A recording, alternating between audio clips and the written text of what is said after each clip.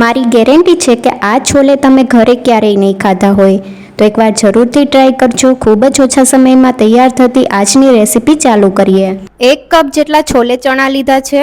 ચણાને 7 થી 8 કલાક માટે પલાળી લીધા છે. ચણા બરાબર ફૂલી ગયા છે.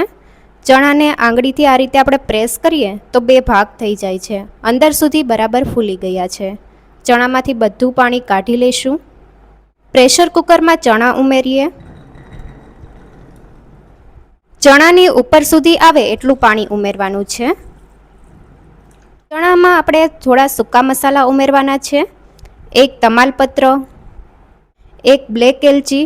જો તમારી આગળ બ્લેક એલચી ન હોય તો તમે એની જગ્યાએ લીલી એલચીનો ઉપયોગ પણ કરી શકો છો. લીલી એલચી ઉમેરો તો 2 નંગ જેટલી લીલી એલચી ઉમેરવી. 1 તજનો ટુકડો. સ્વાદ પ્રમાણે મીઠું ઉમેરીએ. સૂકા મસાલા આ સમયે ઉમેરવાથી ચણામાં તેની ફ્લેવર એકદમ સરસ આવે છે. હવે ઢાંકણ ઢાંકી દઈએ.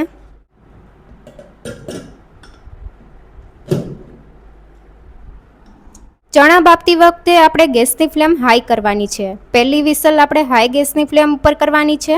પછી ગેસની ફ્લેમ લો ટુ મીડિયમ કરી દઈશું અને 3 થી 4 વિસલ કરી લઈશું, જેથી ચણા બરાબર બફાઈ જાય. એટલે બફાઈ છે ત્યાં સુધીમાં આપણે દહીંની પેસ્ટ તૈયાર કરી લઈએ. મિક્સર જારમાં 1/4 કપ જેટલું દહીં ઉમેરીએ. દહીં વધારે પડતું ખાટું નથી લેવાનું અને ફ્રેશ દહીંનો ઉપયોગ કરવો. 4 કળી લસણની ઉમેરીએ. 2 નંગ લીલા મરચાં ઉમેરીએ. 1 ઇંચ આદુનો ટુકડો ઉમેરીએ. આ સમયે આપણે મસાલા ઉમેરી દઈએ.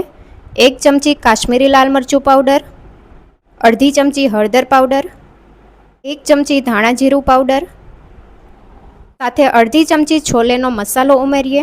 જો તમારી પાસે છોલેનો મસાલો ન હોય તો તમે કિચન કિંગ મસાલો પણ ઉમેરી શકો છો, અને એ પણ ન હોય તો તમે ગરમ મસાલો ઉમેરી શકો છો. બધી વસ્તુને એકદમ સરસ ગ્રાઇન્ડ કરી લઈએ. દહીંની પેસ્ટ તૈયાર છે. એકદમ સ્મૂથ પેસ્ટ તૈયાર થઈ છે. તો દહીંવાળી પેસ્ટ તૈયાર થઈ ગઈ છે. છોલેમાં પણ 4 થી 5 વિસલ કરી લીધી છે. બધી પ્રેશર નીકળી જાય એ પછી ઢાંકણ ખોલી લઈએ. છોલેને આપણે આ રીતે પ્રેસ કરીએ તો એકદમ સારી રીતે બફાઈ ગયા છે. સાથે મસાલાની ફ્લેવર પણ છોલેમાં એકદમ સારી રીતે આવી ગઈ છે.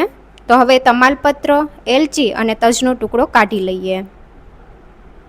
ચણાને આપણે સાઈડમાં મૂકી દઈએ અને હવે છોલેનો વઘાર તૈયાર કરી લઈએ. કઢાઈમાં 2 મોટી ચમચી જેટલું તેલ ઉમેરીએ.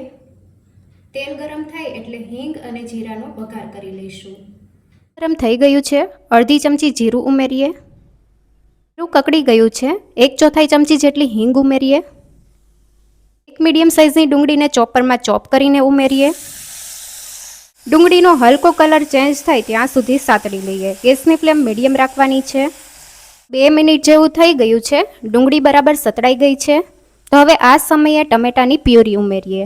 1 મીડિયમ સાઇઝના ટમેટાને મિક્સર જારમાં પીસીને તેની પ્યુરી તૈયાર કરી લીધી છે. પ્યુરી જલ્દી કૂક થઈ જાય તે માટે સ્વાદ પ્રમાણે મીઠું ઉમેરીએ. બરાબર મિક્સ કરી લઈએ અને તેલ છૂટું પડે ત્યાં સુધી થવા દઈએ. લગભગ 2 થી 3 મિનિટ માટે થવા દઈએ. પ્યોરી બરાબર કૂક થઈ ગઈ છે અને તેલ પણ છૂટું પડવા લાગ્યું છે.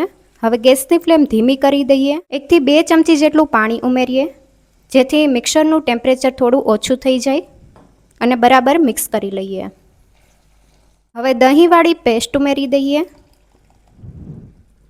દહીંવાળી પેસ્ટ ઉમેરીએ એટલે સતત આ રીતે હલાવતા રહેવાનું છે.